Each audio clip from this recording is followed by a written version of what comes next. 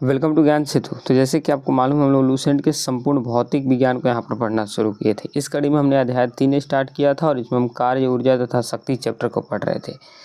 Part 1 हमने complete कर लिया था और आज की लेक्चर हमारी पार्ट 2 है। ठीक, टोटल लेक्चर की बात करते हैं तो 10वें नंबर की लेक्चर है। पिछले की 9 लेक्चर अगर आप लोगों ने फिजिक्स की नहीं देखी हैं तो आप जाकर देख सकते हैं, चैनल के प्लेलिस्ट में पूरी अपडेट कर दी गई है। चलिए हम शुरू करते हैं अपने चैप्टर नंबर और अध्याय 3 को, कार्य, ऊर्जा, शक्ति के पार्ट 2 लेक्चर को। तो हमने इस लास्ट लेक्चर में पढ़ा था गतिज ऊर्जा के बारे में। किस ऊर्जा के बारे में? गतिज ऊर्जा के बारे में। और इस लेक्चर में हम लोग शुरू करने वाले यहाँ से स्थितिज ऊर्जा से। चलिए शुरू करते हैं। स्थितिज ऊर्जा, जब किसी वस्तु में विशेष अवस्था या स्थिति के कारण कार्य करने की क्षमता आ जाती है तो उसे स्थितिज ऊर्जा कहते हैं। जैसे एक उदाहरण के तौर पर समझते हैं, जैसे बांध बनाकर इकट्ठा किए गए पानी का ऊर्जा, घड़ी की चाबी में संचित ऊर्जा, तनी हुई स्प्रिंग या कमानी की ऊर्जा, ये सब ऊर्जा स्थितिज ऊर्जा है। जैसे होता क्या है कि एक नदी है और इस पर एक बांध बनाकर पानी को इस साइड रोक लिया जाता है और रोकने के बाद इसमें से जब पानी को छोड़ा जाता है इधर से, तो एक बहुत ऊर्जा इसमें जनरेट हो जाती है और उससे जो चीज़ें कही जाती है, जैसे विद्युत उत्पादन किया जाता है, बहुत सारी कार्य की जाती है। तो उस ऊर्जा को ही बोलते हैं हम लोग क्या? स्थितिज ऊर्जा। कौन सी ऊर्जा बोलते हैं? स्थितिज ऊर्जा। और इसका फॉर्मूला होता है PE = mgh। और हमने काइनेटिक एनर्जी का फॉर्मूला क्या देखा था? 1/2 mv², यानी गतिज ऊर्जा का फॉर्मूला। जबकि स्थितिज ऊर्जा का फॉर्मूला क्या होता है? Potential energy = mgh mass into gravity into height. ये जो होता है इसका फॉर्मूला होता है। m मतलब द्रव्यमान, g मतलब गुरुत्वीय त्वरण और h मतलब ऊंचाई होता है। आई होप आपको गतिज ऊर्जा और स्थितिज ऊर्जा में कोई दिक्कत नहीं हुआ होगा। गतिज ऊर्जा हमने बात किया था कि जब कोई वस्तु गति करती है उस समय जो एनर्जी जनरेट होती है उसको बोलते हैं गतिज ऊर्जा। और जब कोई वस्तु रुकी हुई है और उस समय उसमें ऊर्जा जनरेट हो जाती है तो उसको बोलते हैं स्थितिज ऊर्जा।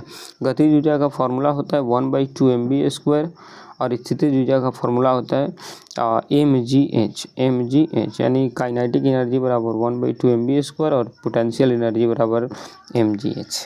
ठीक, आएंगे आप। अब आइए ऊर्जा संरक्षण का नियम। अच्छा, नॉर्मली इसको बोले तो ऊर्जा संरक्षण का नियम आपने 9th क्लास में भी पढ़ा था कि ऊर्जा का न तो हम विनाश कर सकते हैं और न ही उसका निर्माण कर सकते हैं, बल्कि एक रूप से दूसरे रूप में उसको रूपांतरित किया जाता है। तो सेम टू सेम यहाँ पर भी पढ़ना है। ऊर्जा न तो उत्पन्न की जा सकती है और न ही नष्ट की जा सकती है। ऊर्जा केवल एक रूप से दूसरे रूप में परिवर्तित की जा सकती है।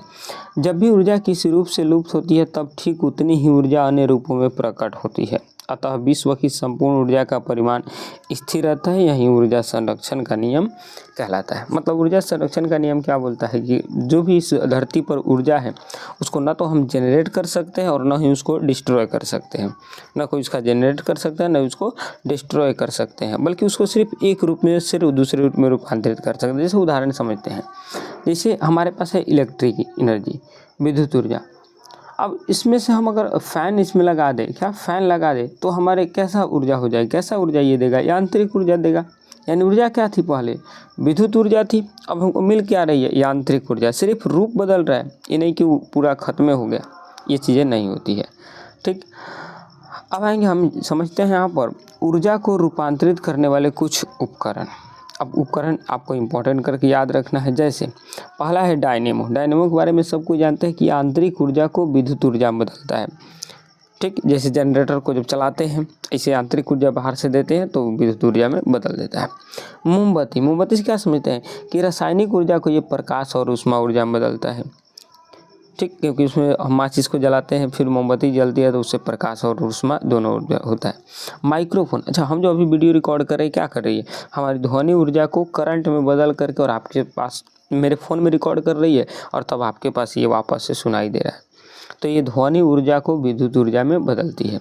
लाउड स्पीकर में क्या समझते हैं कि विद्युत उसमें जाता है और फिर वो साउंड में बदल जाता है, तो विद्युत ऊर्जा को ध्वनि ऊर्जा में बदला जाता है। सोलर सेल क्या समझता है कि सौर ऊर्जा ऊपर से पड़ती है और उसको क्या करता है? विद्युत ऊर्जा में बदल देता है। ट्यूबलाइट आपने देखा होगा, मरकरी को नॉर्मल भाषा में उसको मरकरी बोला जाता है, ट्यूबलाइट होता है। अब ट्यूबलाइट में विद्युत प्रवाहित करते हैं वो प्रकाश में बदल देता है, तो विद्युत ऊर्जा को प्रकाश ऊर्जा में बदलता है। विद्युत मोटर क्या काम करता है? जब हम इसमें विद्युत ऊर्जा देते हैं तो हमको यांत्रिक ऊर्जा के रूप में वो बदल कर दे देती है। विद्युत बल्ब ये विद्युत ऊर्जा को किस में बदलती है? प्रकाश में बदलती है। विद्युत सेल ये रासायनिक ऊर्जा को विद्युत ऊर्जा में बदलती है। और सितार आप जानते हैं आंतरिक ऊर्जा को किसमें? ध्वनि ऊर्जा में बदलती है। तो ये कुछ यंत्र था जिसके बारे में हमने पढ़ा कि वो ऊर्जा का रूपांतरित करती है।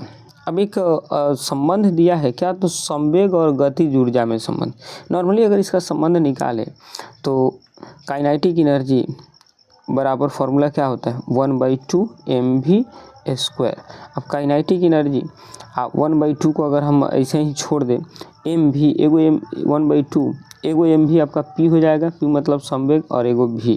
तो क्या समझ में आपको? और v बराबर जो फार्मूला होता है तो इससे टोटल क्या निकलती है? काइनेटिक एनर्जी बराबर p²/2m। ये इसका संबंध होता है किस में? तो गतिज ऊर्जा में और आपकी संवेग के बीच में। बस नॉर्मल से एक संबंध था। अब आएंगे हम इस चैप्टर के लास्ट टॉपिक की तरफ बढ़ते हैं जो कि हमारी है शक्ति। अब शक्ति को ज़रा समझेंगे।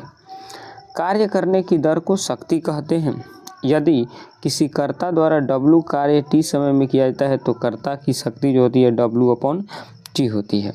और इसका SI मात्रक वॉट होता है, जिसे वैज्ञानिक जेम्स वाट के सम्मान में रखा गया था, क्योंकि जेम्स वाट ने ही इनका जो खोजबीन किया था।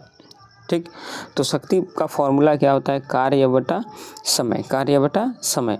और इसका अगर यूनिट की बात करते हैं तो कार्य का यूनिट जूल होता है और समय का यूनिट सेकेंड। तो इसका एक और मात्रक भी हो जाएगा जूल प्रति सेकेंड। ये भी एक यूनिट हो जाएगी इसकी। और इसी जूल प्रति सेकेंड को ही हम क्या नाम देते हैं? वॉट नाम देते हैं। और 1 वॉट 10⁻7 अर्घ प्रति सेकेंड के बराबर होता है। बड़ा इंपॉर्टेंट है, ये इंपॉर्टेंट करके रखेंगे कि 1 वॉट किसके बराबर होता है? 10⁻7 अर्घ प्रति सेकेंड के। अच्छा, इसमें कुछ और भी है, देख लेंगे। 1 किलोवाट जो होता है 1000 वॉट के बराबर होता है। और 1 मेगावाट जो होता है 10⁻6 वॉट के बराबर होता है। ये दोनों बातों को आप ध्यान में रखेंगे कि 1 किलोवाट बराबर 1000 वॉट और 1 मेगावाट बराबर 10⁻6 वॉट। अब शक्ति की एक और मात्रक होती है अश्व शक्ति, हॉर्स पावर होता है। बड़ा खतरनाक होता है ये। और अश्व शक्ति इकाई जेम्स वाट के द्वारा दिया गया था। और एक हॉर्स पावर जो होता है 746 वॉट के बराबर होता है। ठीक, 746 वॉट ध्यान में रखेंगे। तो अब तक हम क्या समझे? तो हमने समझा कि शक्ति का SI मात्रक वॉट होता है और वॉट बराबर होता है जूल अपॉन सेकेंड। इसके बाद हम पढ़े कि 1 वॉट बराबर कितना होता है? तो 1 वॉट बराबर 10⁻7 अर्घ प्रति सेकेंड होता है। और उसके बाद हमने क्या पढ़ा कि 1 किलोवाट कितना होता है? तो 1 किलोवाट 1000 वॉट के बराबर होता है। उसके बाद हमने पढ़ा 1 मेगावाट कितना होता है? तो 1 मेगावाट बराबर 10⁻6 वॉट के बराबर होता है। इसके बाद हमने 1 हॉर्स पावर कितना होता है? तो 1 हॉर्स पावर 746 वॉट के बराबर होता है। ठीक, इतना चीज़ें हमने पढ़ा। अब आएंगे यहाँ पर वॉट सेकंड के बारे में। तो 1 वॉट सेकंड बराबर 1 वॉट गुने 1 सेकंड बराबर 1 जूल होता है ये। और 1 वॉट घंटा बराबर 3600 जूल होता है। और 1 किलोवाट घंटा बराबर 1000 वॉट घंटा या फिर 3.6 × 10⁻6 जूल होता है। बस इतना चीज़ों को ध्यान में रखना है। यहाँ पर जो है आपकी chapter work energy and power पूरी तरह से ख़त्म हो गया। अब कल के लेक्चर में हम इस वर्क एनर्जी पावर से जितने भी क्वेश्चन पूछ सकती हैं उन सारी चीज़ों को यहाँ पर डिस्कस करेंगे। तो चलिए मिलते हैं नेक्स्ट वीडियो में। तब तक के लिए जय हिंद, जय भारत।